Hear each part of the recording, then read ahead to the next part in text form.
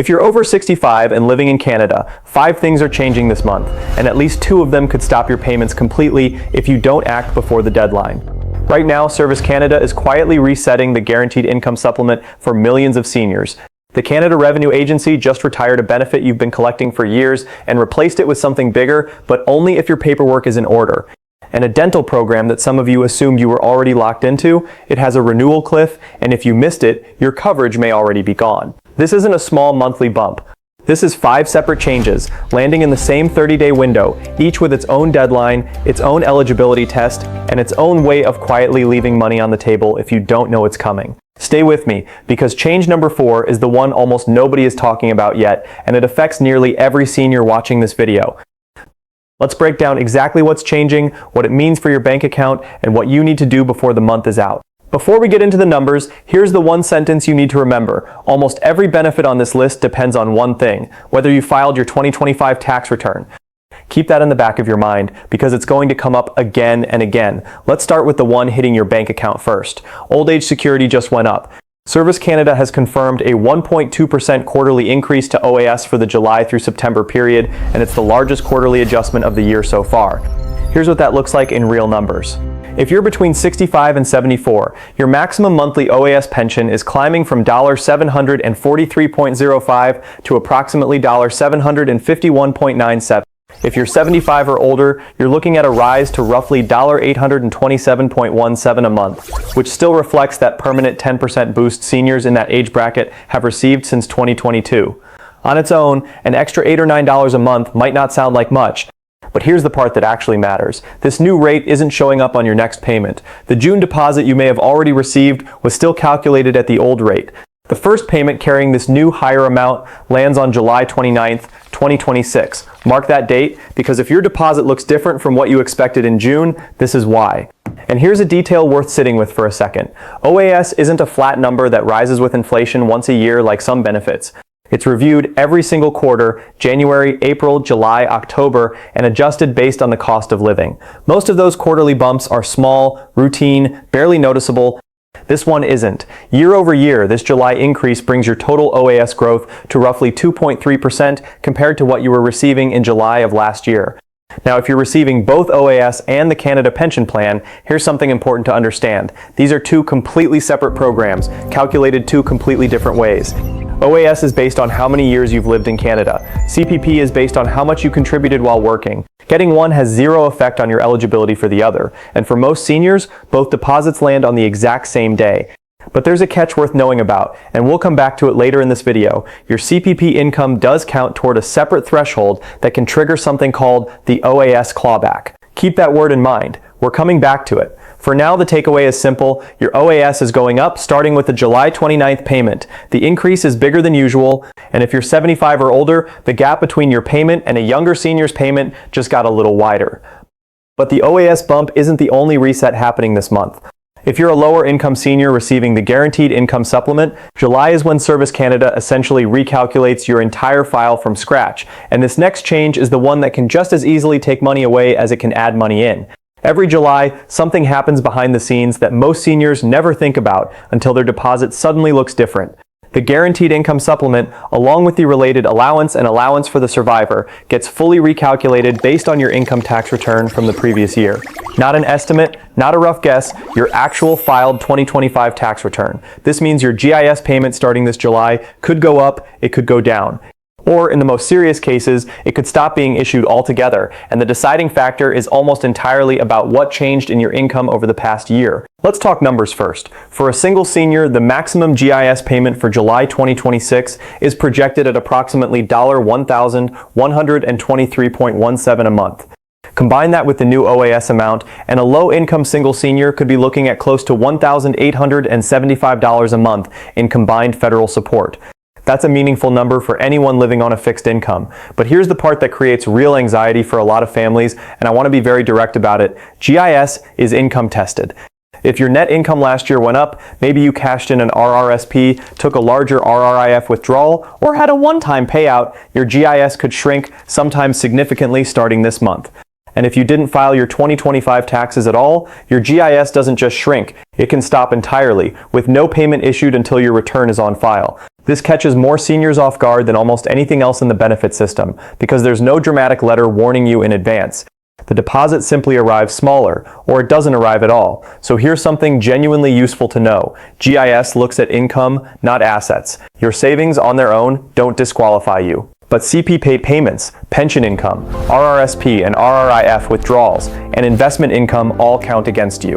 TFSA withdrawals, on the other hand, do not count as income for GIS purposes at all, which makes a TFSA one of the few tools a senior can use strategically to manage income without it working against their supplement. If you're on GIS and haven't filed your 2025 return yet, this is the single most important task on your list this month, not next month. This month. Now let's shift from your income to your health, because the third change on this list is about something just as essential as your pension, and it comes with a hard deadline that's already come and gone for some people. If you've been relying on the Canadian Dental Care Plan, here's what's different this year, and it comes in two parts. One that affects you directly, and one that affects your neighbors, your kids, or your grandkids. First, the direct part. Coverage under the CDCP is not permanent. It renews annually, and this year's renewal window ran from mid-April through the first days of June. If you didn't renew within that window, your coverage may have already lapsed, which means walking into a dental appointment assuming you're covered, only to find out you're not, is a real risk right now. To stay covered, 3 conditions have to be true at the same time. You need to have filed a tax return and received a notice of assessment, and for this benefit year, that means your 2025 return specifically. You and your spouse, if you have one, both need to have filed, and you need to still meet the no access rule, meaning you don't have dental coverage available to you through an employer, a pension plan, or a private policy, even if you personally choose not to use it. Now here's a detail that trips up a lot of retirees specifically. If you opted out of a pension dental plan before December 11th, 2023, and that plan's rules don't allow you to opt back in, you may still qualify for the CDCP despite technically having had coverage in the past. It's a narrow exception, but if it applies to you, it matters. Second part, the expansion, and this is the piece almost nobody expected to happen this fast. As of the 2026 to 2027 benefit year, the CDCP is no longer restricted by age group at all. It launched with the oldest seniors first, then expanded to younger seniors, then to people with disabilities and children, and now every Canadian resident who meets the income and insurance criteria can apply regardless of age. Why should you, as a senior, care about that? Because it means the entire program just got a lot more crowded, a lot more visible, and a lot more scrutinized. More enrollment means more demand on participating dental clinics, and it means the program is under more political attention than it's ever been. If you're already enrolled, protecting your renewal status matters more now than it did a year ago. The bottom line, if you use dental care under this plan, confirm your renewal status today. Not because it's convenient, but because a lapsed renewal doesn't announce itself until you're already in the dentist chair. Now, here's the change I mentioned at the very top of this video, the one that's flying under the radar, even though it touches almost every senior in this country. If you've been receiving the GST or HST credit for years, that program doesn't exist anymore. Not is changing, it's already gone, replaced entirely by something called the Canada Groceries and Essentials Benefit. Here's what actually happened. The last quarterly payment ever issued under the old GST/HST credit name went out back in April. Since then, the government rolled out a one-time transitional top-up in June, and now, starting with the July 3rd payment, every eligible senior and low-income Canadian is receiving this benefit under its new name and at a noticeably higher amount. Let's talk about exactly how much higher. Quarterly payments under this new benefit are 25% larger than the old GST credit was paying out, and that increase is locked in for 5 years through 2031. For a single senior, that could mean up to $679 for the July 2026 to June 2027 period. If you're part of a couple, that number rises to around $890. And if you're a caregiver with an eligible child in the household, add roughly $234 per child on top of that. Now here's the part that should genuinely catch your attention. You don't need to apply for this. If you are already receiving the GST or HST credit, the Canada Revenue Agency automatically enrolls you in the new benefit, as long as your tax return is filed. That's the entire requirement. File your taxes and the system does the rest. But that as long as is doing a lot of work in that sentence, and it brings us right back to the theme running through this entire video. Every one of these benefits, OAS, GIS, dental coverage, and now this, hinges on whether the CRA has your current tax return on file. If your income changed significantly last year, your payment amount under this new benefit could shift too, because it's calculated using your 2025 return rather than your 2024 one. So even if you were getting a certain amount under the old GST credit, don't assume this year's number will match. It's being recalculated from the ground up. One more thing worth knowing, if your quarterly amount works out to less than $50, the CRA won't send it out in 4 small pieces throughout the year. Instead, they'll combine your full annual amount into a single lump sum payment issued in July. So if you're expecting 4 modest deposits and instead you see one larger one, that's not an error, that's simply how the system is designed to work for smaller amounts. This is money that's already yours if you qualify. The only way to miss it is to have an outdated or unfiled tax return sitting with the CRA. Which brings us to the 5th and final change, and honestly, it's less a single event and more a warning about something that connects every single benefit we've just discussed. Here's the uncomfortable truth hiding underneath all 4 of the changes we just covered. Every one of them is downstream of a single filing deadline. Your OAS increase arrives automatically, but your GIS recalculation, your dental coverage renewal, and your new groceries and essentials benefit amount all depend entirely on the CRA having your 2025 tax return processed and on file.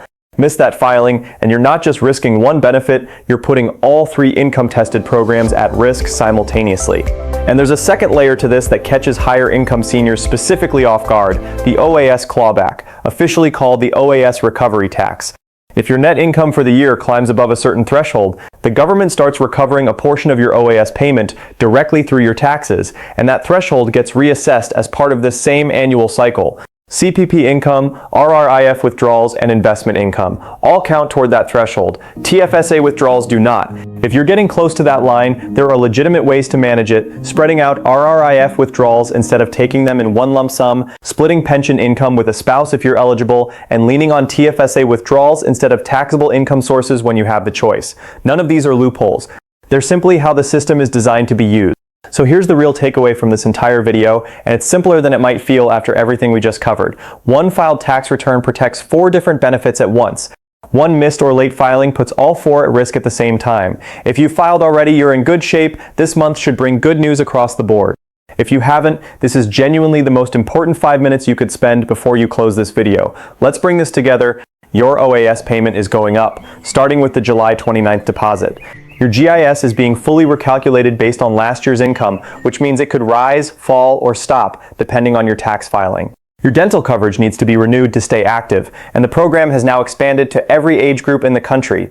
Your old GST credit has a new name, a bigger payment, and a hard link to your most recent tax return.